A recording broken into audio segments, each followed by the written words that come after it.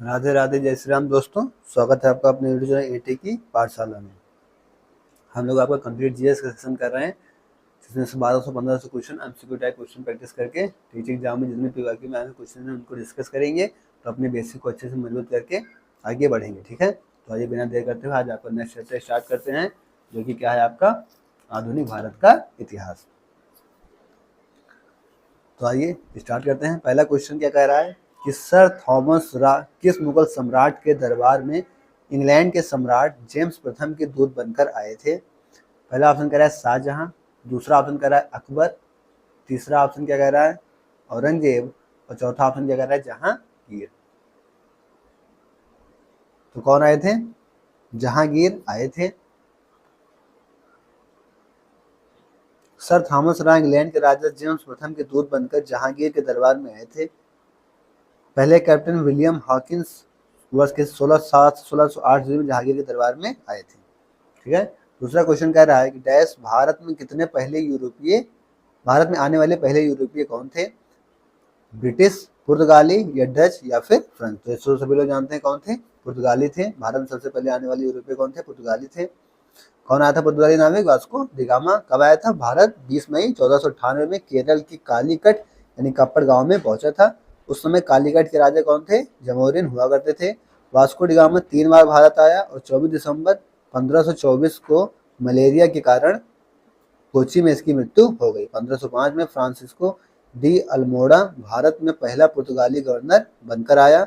अल्मोड़ा ने नीले पानी की नीति अपनाई, जिसके तहत समुद्र से व्यापार करने के लिए पुर्तगालियों से आज्ञा लेनी पड़ती थी। इसे कार्टर सिस्टम भी कहा जाता था। ठीक है, नेक्स्ट क्वेश्चन आता है आपका, ईस्ट इंडिया कंपनी कब स्थापित की गई थी? यानी कब की गई?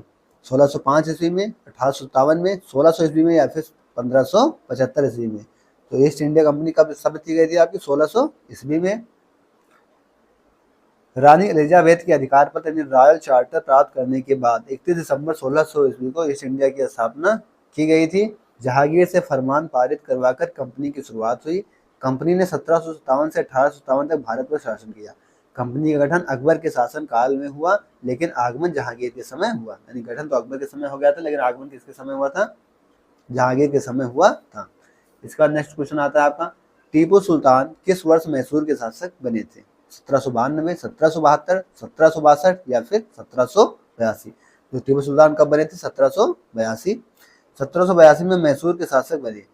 टीपू सुल्तान ने अंग्रेजों के विरुद्ध भारत में विरोध का नेतृत्व किया और उनके साथ कई युद्ध लड़े और चतुर्थ आंग्ल मैसूर युद्ध में लड़ते हुए शहीद हो गए। कौन से युद्ध में? चतुर्थ आंग्ल मैसूर युद्ध में टीपू सुल्तान लड़ते हुए शहीद हो गए थे। अंग्रेज उन्हें अपना सबसे बड़ा शत्रु मानते थे। इसके बाद नेक्स्ट क्वेश्चन आता है आपका 5 नंबर, प्लासी के युद्ध में ब्रिटिश ईस्ट इंडिया कंपनी की ओर से अंग्रेजों का नेतृत्व किसने किया? प्लासी के युद्ध में किसने अंग्रेजों की तरफ से युद्ध का नेतृत्व किया था? Charles Stuart, Warren Hastings, Robert Clive या फिर जेम्स लैंकेस्टर? तो किसने किया था? रॉबर्ट क्लाइव ने किया था। रॉबर्ट क्लाइव ने प्लासी के युद्ध में ब्रिटिश इंडिया की ओर से अंग्रेजी का नेतृत्व किया था। 23 जून 1757 को बांग्ल के नवाब सिराजुद्दौला और अंग्रेजों के विरुद्ध लड़ा गया, जिसमें अंग्रेजों के ने नवाब को पराजित किया था और वह क्या था? निर्णायक युद्ध था। इसके बाद नेक्स्ट क्वेश्चन आता है आपका 6 नंबर, किसे प्रसिद्ध रूप से मैसूर का बाग कहा जाता है? शेख मोहम्मद अब्दुल्ला, बाजीराव फर्स्ट, टीपू सुल्तान या फिर आसफ जाफर? तो सबको पता है किसे कहा जाता है? टीपू सुल्तान को मैसूर का बाग कहा जाता है। टीपू मैसूर का शासक था जो अपने पिता हैदर अली के बाद मैसूर की गद्दी पर बैठा था। उसने अपना संपूर्ण जीवन अंग्रेजों के विरोध में लगाया, परंतु वह 1799 में आंग्ल मैसूर युद्ध में लड़ते हुए शहीद हो गया। अंग्रेज उसे अपना सबसे बड़ा शत्रु मानते थे। ये सब चीजें अभी हम लोग क्या चुके हैं, पुराने वाले क्वेश्चन में अच्छे से देख चुके हैं। तो उम्मीद है चीजें आपको समझ में आ रही होंगी। आप अपना फीडबैक कमेंट बॉक्स में जरूर दिया करें। उसकी पीडीएफ आपको टेलीग्राम चैनल एटी की पाठशाला पे मिल जाएगी, तो आप टेलीग्राम चैनल ज्वाइन करके रखिए। नेक्स्ट क्वेश्चन आता है आपका 7 नंबर, श्रीरंगपट्टम का युद्ध ब्रिटिश ईस्ट इंडिया कंपनी और किसके बीच में हुआ था? बांग्ल प्रांत, झांसी साम्राज्य, बॉम्बे प्रांत या फिर मैसूर साम्राज्य? तो किसके संबंध हुआ था? मैसूर साम्राज्य और ब्रिटिश ईस्ट इंडिया कंपनी के बीच हुआ था। श्रीरंगपट्टम टीपू सुल्तान और 50,000 लोगों के गठजोड़ वाली हैदराबाद के निजाम और ब्रिटिश सेनाओं के बीच युद्ध जनरल जॉर्ज हैरिस के नेतृत्व में लड़ा गया। यह चतुर्थ एंग्लो मैसूर युद्ध की अंतिम कड़ी थी। श्रीरंगपट्टम की लड़ाई 1799 में वास्तव में एक निर्णायक युद्ध था। इसके बाद नेक्स्ट क्वेश्चन आता है आपका 8 नंबर, कुख्यात विश्वासघाती मीर जाफर किस युद्ध से संबंधित है? मीर जाफर हल्दी घाटी, प्लासी या पानीपत या फिर बक्सर। तो मीर जाफर किस युद्ध से संबंधित है? आपका प्लासी के युद्ध से संबंधित है। ठीक है, प्लासी का युद्ध रॉबर्ट क्लाइव ने जीता था। नेक्स्ट क्वेश्चन आता है आपका, प्लासी का युद्ध किसने जीता था? प्लासी का युद्ध किसने जीता था? आपका रॉबर्ट क्लाइव ने जीता था। फिर नेक्स्ट क्वेश्चन आता है आपका 10 नंबर, पानीपत का तीसरा युद्ध निम्न में से किसके बीच लड़ा गया था? मराठा साम्राज्य और अहमद शाह दुर्रानी के बीच में, बाबर और लोधी साम्राज्य के बीच में, मराठा साम्राज्य और अकबर के बीच में, या सम्राट हेमचंद्र विक्रमादित्य, जिन्हें लोकप्रिय रूप से हेमू और अकबर कहा जाता था। तो किसके बीच लड़ा गया था पानीपत का तीसरा युद्ध? मराठा साम्राज्य और अहमद शाह दुर्रानी के बीच लड़ा गया था। पानीपत का तीसरा युद्ध 14 जनवरी 1761 को अहमद शाह दुर्रानी और मराठों के बीच लड़ा गया। यह युद्ध 18वीं सदी का सबसे बड़ा युद्ध माना गया। इस युद्ध में दो आब के रोहिला अफगान और अवध के नवाब सिराजुद्दौला ने अहमद शाह अब्दाली का साथ दिया। अहमद शाह दुर्रानी के नेतृत्व में सेना कई मराठा पक्षों का खात्मा करने के बाद विजयी हुई। मराठाओं का नेतृत्व सदाशिव राव भाऊ नेकिया ने किया था। इसके बाद नेक्स्ट क्वेश्चन आता है आपका, प्लासी का युद्ध किस वर्ष हुआ था? ये भी हमने देखा था आपका 1757 में प्लासी का युद्ध हुआ था। नेक्स्ट क्वेश्चन आते हैं, बांग्ल के एशियाई समाज का गठन 1784 में किसके द्वारा किया गया था? Lord Curzon, Lord Bentinck, Lord Canning या फिर विलियम जोन्स। तो बांग्ल के एशियाई समाज का गठन 1784 में विलियम जोन्स के द्वारा किया गया था।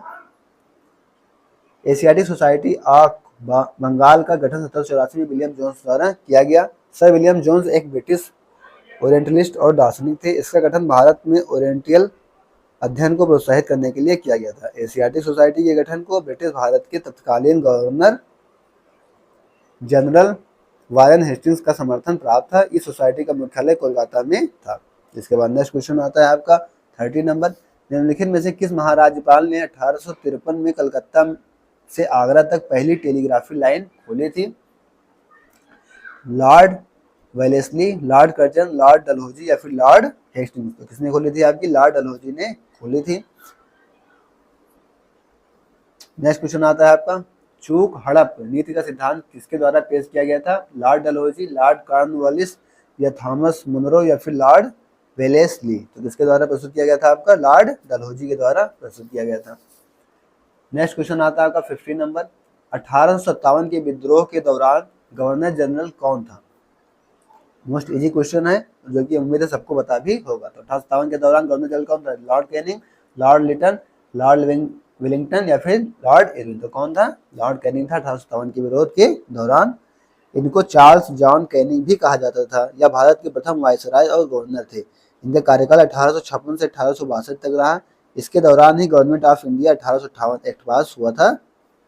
नेक्स्ट क्वेश्चन आता है आपका 16 नंबर, भारत में पहली सूती कपड़ा मिल कहाँ स्थापित की गई थी? गोवा, बम्बई, मैसूर या फिर कोलकाता। तो कहाँ स्थापित की गई थी? मुंबई में। भारत में पहली सूती कपड़ा मिल मुंबई में स्थापित की गई। इस मिल की स्थापना 1854 में काउसजी नाना भाई द्वारा की गई थी। यह भारत की आधुनिक सूती कपड़ा मिल थी। इसके बाद नेक्स्ट क्वेश्चन आता है आपका 17 नंबर, निम्नलिखित में से कौन 1857 के विद्रोह के दौरान महाराज्यपाल बना था? Lord Canning, Lord Curzon, Lord Minto या फिर लॉर्ड हेस्टिंग्स। 17 नंबर क्वेश्चन तो कौन बना था? लॉर्ड कैनिंग बना था। नेक्स्ट क्वेश्चन आता है आपका सत्यशोधक समाज की स्थापना किसके द्वारा की गई थी? घासीदास, भीमराव अम्बेडकर, श्री नारायण गुरु या फिर ज्योतिबा राव फुले। तो सत्यशोधक समाज की स्थापना किसके द्वारा की गई थी? ज्योतिराव फुले के द्वारा की गई थी। और कब की गई थी? 24 सितंबर 1873 को समाज सुधारक किसके द्वारा? ज्योतिराव फुले द्वारा की गई थी। उन्होंने ही गुलामगिरी नामक पुस्तक की रचना भी की है। सत्यशोधक समाज को सोसाइटी ऑफ सिवास ऑफ ट्रुथ के नाम से भी जाना जाता है। नेक्स्ट क्वेश्चन आता है आपका 19 नंबर, वेद समाज की स्थापना कहाँ हुई थी? मद्रास में, बम्बई में, कलकत्ता में या फिर अहमदाबाद में। तो कहाँ पे हुई थी? मद्रास में हुई थी। ब्रह्म समाज से प्रेरित होकर वर्ष 1864 में मद्रास में वेद समाज की स्थापना की गई। इसका श्रेय केशव चंद्र सेन तथा के श्रीधर नायडू को जाता है। वेद समाज को दक्षिण भारत का ब्रह्म समाज के रूप में भी जाना जाता है। वेद समाज ने रूढ़वादी हिंदू धर्म के अंधविश्वासों और कर्मकांडों की निंदा की थी। इसके बाद नेक्स्ट क्वेश्चन आता है आपका 20 नंबर कि निम्नलिखित में से कौन सामाजिक सुधार संगठन संस्थापन जोड़ी गलत करने तरीके से मेल खाता है। आर्य समाज स्वामी दयानंद सरस्वती, ये तो सही है। यंग बंगाल हेनरी डोरिजियो, ये भी सही है। ब्रह्म समाज राजाराम मोहन राय, ये भी सही है। ये तो दोनों एकदम सही, सबको पता होगा। प्रार्थना समाज ज्योतिबा फुले, ये तो गलत है। ठीक है, ज्योतिबा फुले कौन थे? सत्य शोधक समाज की स्थापना अभी अभी हमने देखा था, तो यहाँ पे ही एलिमिनेट कर दिया हमने, ये गलत हो गया। ठीक है, इसके बाद क्या आ गया नेक्स्ट क्वेश्चन क्या है, मानवीय राहत और सामाजिक कार्य करने के लिए 1896 में रामकृष्ण मिशन की स्थापना किसने की थी। स्वामी रामकृष्ण परमहंस, स्वामी दयानंद सरस्वती, गोपाल कृष्ण गोखले या फिर स्वामी विवेकानंद। तो किसने की थी? स्वामी विवेकानंद ने की थी। मानवीय राहत और सामाजिक कार्य करने के लिए रामकृष्ण मिशन की स्थापना 1896 में की गई। स्वामी विवेकानंद ने की थी, जो रामकृष्ण परमहंस के शिष्य, इनके गुरु कौन थे? रामकृष्ण परमहंस थे। इसकी दुनिया में 179 शाखाएं हैं। मुख्यालय पश्चिम बंगाल के बेलूर मठ में बना है। मिशन स्वास्थ्य, शिक्षा, आपदा प्रबंधन एवं राहत, ग्रामीण प्रबंधन और आदिवासी कल्याण के लिए काम करता है। स्वामी विवेकानंद का मूल नाम क्या था? नरेंद्रनाथ दत्त था। 1893 में स्वामी विवेकानंद ने शिकागो में हुई धर्म संसद में भाग लेकर पाश्चात्य जगत को भारतीय संस्कृति एवं दर्शन से अवगत कराया था। इसके बाद नेक्स्ट क्वेश्चन आता है आपका 22 नंबर, ब्रह्म समाज की स्थापना किसने की थी? तो ये भी हम पिछले क्वेश्चन में भी देख चुके हैं। अरविंदो घोष, सुरेंद्रनाथ बनर्जी, राजाराम मोहन राय या फिर स्वामी विवेकानंद। तो किसने की थी? राजाराम मोहन राय। ये हम प्रीवियस क्वेश्चन में भी देख चुके हैं। इसके बाद नेक्स्ट क्वेश्चन आता है आपका 23, किस वर्ष में सती प्रथा पर प्रतिबंध लगा दिया गया था? 1832, 1829, 1824 या फिर 1825। तो सती प्रथा पर प्रतिबंध कब लगा गया था आपका? 1829 में। नेक्स्ट क्वेश्चन आता है, निम्नलिखित में से किसने निरंकारी आंदोलन की स्थापना की? गुरु रामदास, एन.डी. मजूमदार या फिरोज शाह मेहता या फिर बाबा दयाल दास। तो इसकी स्थापना किसने की थी आपकी? बाबा दयाल दास। नेक्स्ट क्वेश्चन आता है, निम्नलिखित में से कौन सत्य शोधक आंदोलन इंडिया से जुड़ा है? आचार्य विनोबा भावे, शिव नारायण अग्निहोत्री, गोपाल कृष्ण गोखले या ज्योतिबा फुले। तो अभी मैंने क्या देखा था? ज्योतिबा फुले ने सत्य शोधक समाज की स्थापना भी की थी। नेक्स्ट क्वेश्चन आता है 26, निम्नलिखित में से किसने भारत में वहाबी आंदोलन शुरू किया था? जाफर अली खान, सैयद अहमद, मौलाना हुसैन अहमद या फिर मिर्जा गुलाम अहमद। किसने शुरू किया था? सैयद अहमद ने। नेक्स्ट क्वेश्चन आता है आपका, जेम्स अगस्टा हिक्की ने 1780 में कौन सा अखबार प्रकाशित किया था? द बंगाल गजट, मिरात उल अखबार, द बॉम्बे हेराल्ड या फिर संवाद कौमुदी। तो कौन था? The Bengal gazette. इसके बाद नेक्स्ट क्वेश्चन आता है आपका 28, 1887 में भारतीय राष्ट्रीय कांग्रेस के अध्यक्ष कौन थे? गोपाल कृष्ण गोखले, दादा भाई नौरोजी, बदरुद्दीन तैयब जी या फिर सुरेंद्रनाथ बनर्जी। तो मोस्ट इजी क्वेश्चन है, कौन से? 1887 में भारतीय राष्ट्रीय कांग्रेस के अध्यक्ष बदरुद्दीन तैयब थे। इस अधिवेशन का आयोजन 28 दिसंबर को मद्रास में किया गया था। वे भारतीय राष्ट्रीय कांग्रेस के प्रथम मुस्लिम अध्यक्ष थे। भारतीय राष्ट्रीय कांग्रेस के स्थापना अधिवेशन अध्यक्ष डब्ल्यू.सी. बनर्जी ने 1885 में की थी। तो कौन थे? बदरुद्दीन तैयब जी थे। नेक्स्ट क्वेश्चन आता है 29, भारतीय राष्ट्रीय कांग्रेस का प्रथम अधिवेशन किस वर्ष आयोजित किया गया था? 1885, 1888 या फिर 1889 या फिर 1875। तो किस वर्ष किया गया था? 1885। अभी हमने प्रीवियस क्वेश्चन में इस चीज को देख लिया। नेक्स्ट क्वेश्चन क्या कहते देखते हैं, सुभाष चंद्र बोस निम्नलिखित में से किस सत्र में भारतीय राष्ट्रीय कांग्रेस के अध्यक्ष के रूप में चुने गए थे? त्रिपुरी सत्र, रामगढ़ सत्र, बेलगाम सत्र या फिर कराची सत्र। तो कौन से सुभाष चंद्र बोस अध्यक्ष चुने गए थे? त्रिपुरी सत्र के रूप में। सुभाष चंद्र बोस त्रिपुरी सत्र में भारतीय राष्ट्रीय कांग्रेस के अध्यक्ष के रूप में चुने गए थे। यह सत्र 1939 में आयोजित हुआ।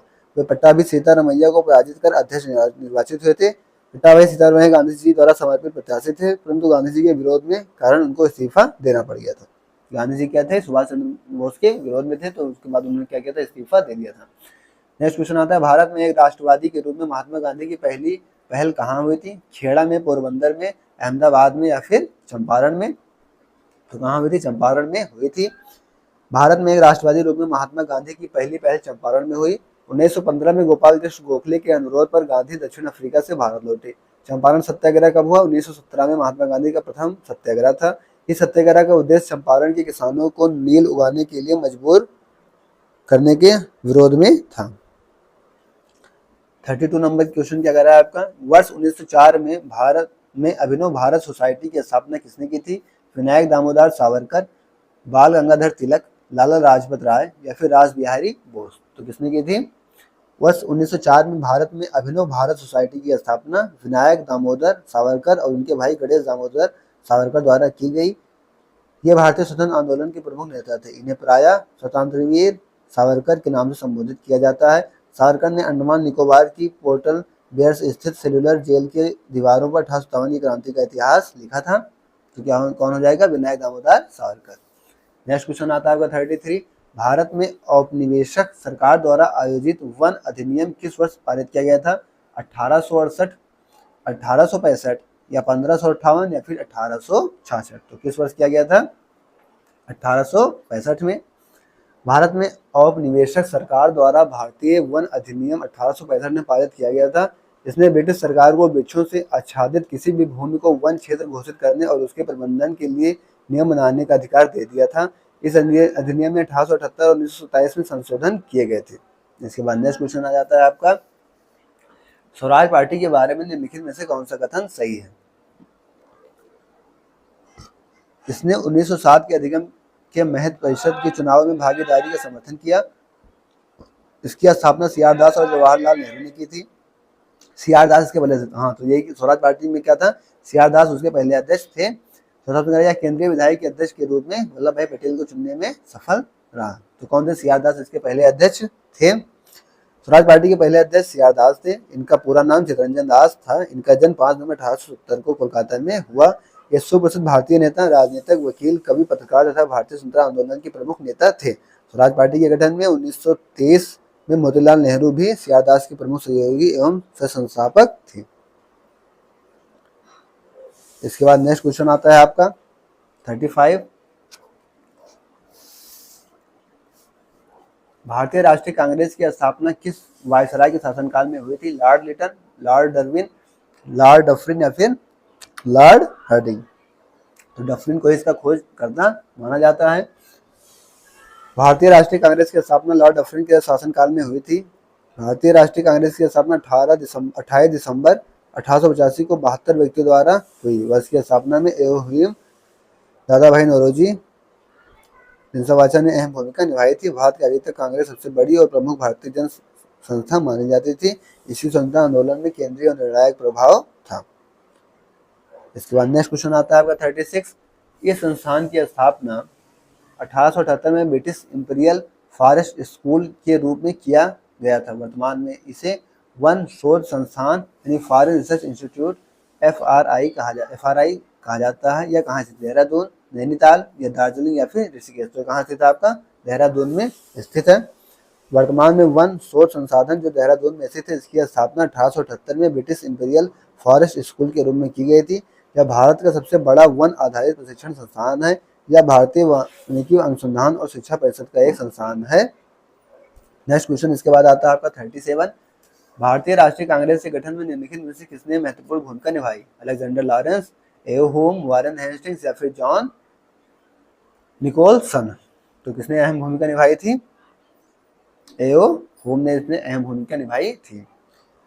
भारतीय राष्ट्रीय कांग्रेस के गठन में एओहुम ने महत्वपूर्ण भूमिका निभाई। भारतीय राष्ट्रीय कांग्रेस की स्थापना 1885 में हुई थी। भारतीय राष्ट्रीय कांग्रेस का पहला अधिवेशन 28 से 31 दिसंबर 1885 तक मुंबई में सेवानिवृत्त सिविल सेवा अधिकारी एलन अल्टेनहुम की पहल पर आयोजित किया गया था। कांग्रेस के पहले अध्यक्ष योगेश चंद्र बनर्जी थे। भारतीय राष्ट्रीय कांग्रेस की स्थापना तब हुई जब दिसंबर 1885 में देश भर से 72 प्रतिनिधियों ने मुंबई में बैठक की थी। तो ये आपके 37 क्वेश्चन थे। अब इसके आगे के बाद राष्ट्रवादी आंदोलन को हम क्या करेंगे, नेक्स्ट क्लास में डिस्कस करेंगे। ठीक है, आज क्लास को हम लोग यहीं तक रखेंगे। क्लास आपको कैसी लगी कमेंट बॉक्स में आप अपना फीडबैक जरूर दीजिएगा। आपका फीडबैक हमारे लिए मोस्ट इंपॉर्टेंट होता है। टेलीग्राम चैनल आप AT की पाठशाला ज्वाइन करेंगे, वहाँ पे आपको क्या होगी, इसकी पूरी बोर्ड PDF मिल जाएगी। इसकी PDF मिल जाएगी, आप वहाँ से इसको भी 1-2 बार रिविजन कर लेंगे और वीडियो को देख लेंगे तो चीज़ें आपको काफ़ी अच्छे से एक्सप्लेन हो जाएंगी। ठीक है, तो उम्मीद है क्लास आपको पसंद आई होगी। आप अपना फीडबैक जरूर दीजिए कमेंट बॉक्स में। टेलीग्राम चैनल AT की पाठशाला ज्वाइन कर लीजिएगा। ठीक है, ओके, थैंक्स। जय श्री राम, राधे राधे।